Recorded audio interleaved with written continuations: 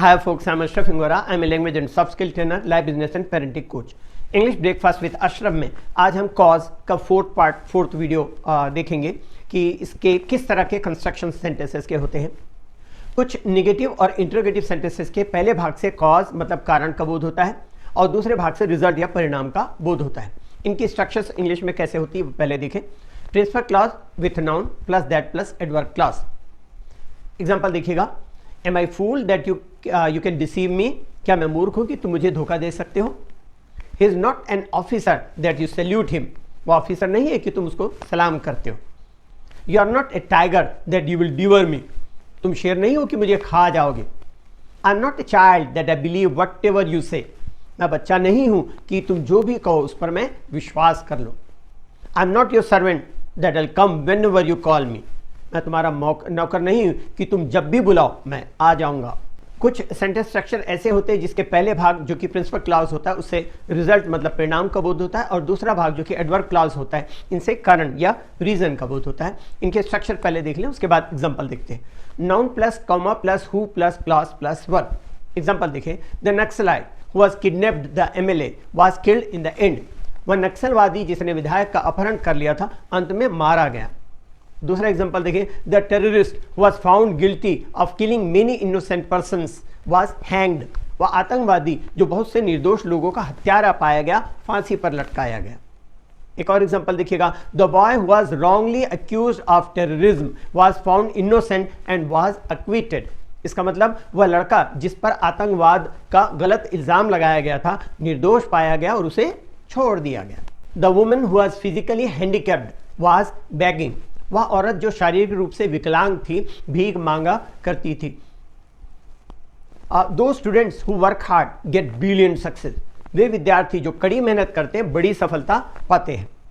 दो teachers who teach the students very well get respected, वे शिक्षक जो बच्चों को अच्छी तरह पढ़ाते हैं आदर पाते हैं।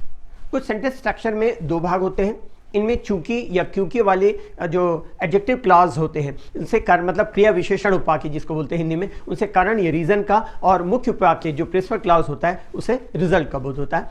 पहले फार्मूला देखें उसके बाद उसकी स्ट्रक्चर्स का सेंटेंस देखेंगे। प्रिंसिपल क्लॉज प्लस बिकॉज जो कि कारण का बोध करा रहा है प्लस एडवर्ब क्लॉज।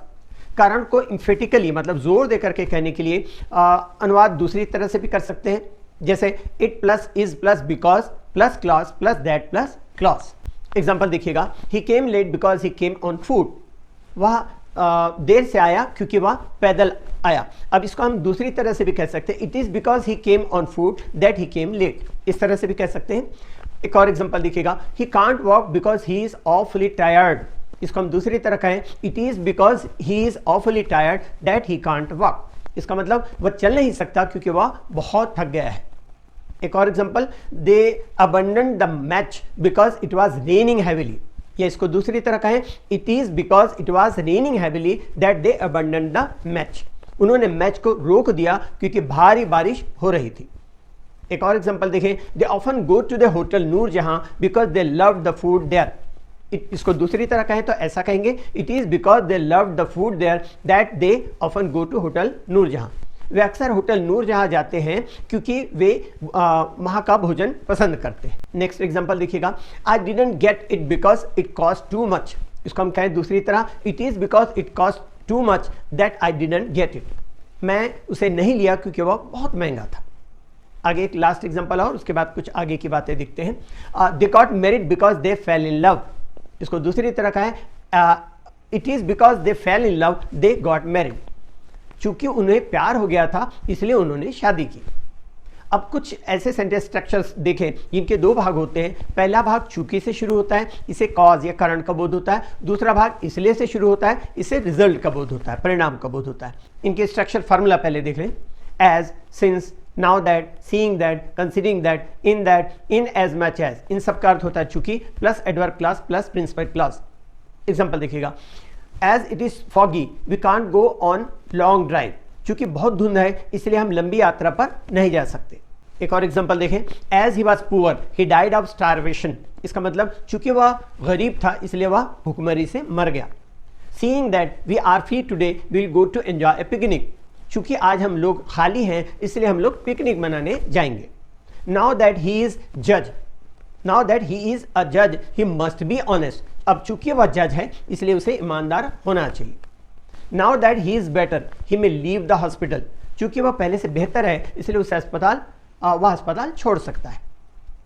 अब देखिए एज कहीं पर सारे जो चूंकि के सारे शब्दों का इस्तेमाल हो सकता है, कहीं पर कुछ सुटेबल होगा उन्हीं का इस्तेमाल होगा। एग्जांपल में देखिएगा as, since, seeing that, considering that, इनमें से कोई भी यूज कर सकते हैं।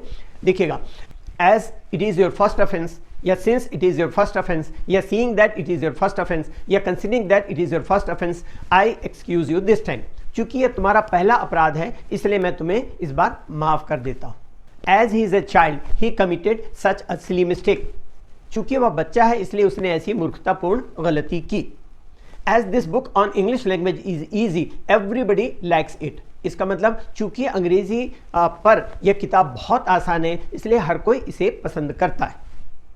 नेक्स्ट एग्जांपल देखिएगा as he is miser, miser means कंजूस, miser, stingy, close fisted, niggard वगैरह कोई भी यूज कर सकते हैं। As he is miser he doesn't spend money, चूंकि वह कंजूस है इसलिए वह पैसे खर्च नहीं करता।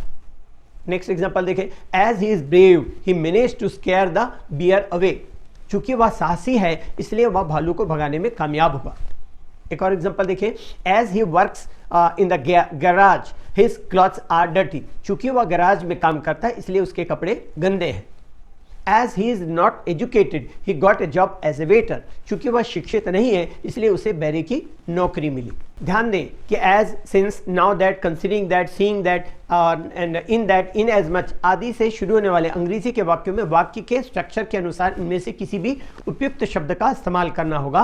कुछ ऐसे सेंटेंसेज होते हैं जहां पर किसी भी शब्द का इस्तेमाल किया जा सकता है, लेकिन कुछ ऐसे सेंटेंसेज होंगे जिनमें इन शब्दों का में से कुछ शब्दों के इस्तेमाल से वाक्य हास्यास्पद हो जाएंगे। एग्जाम्पल से बात क्लियर हो जाएगी।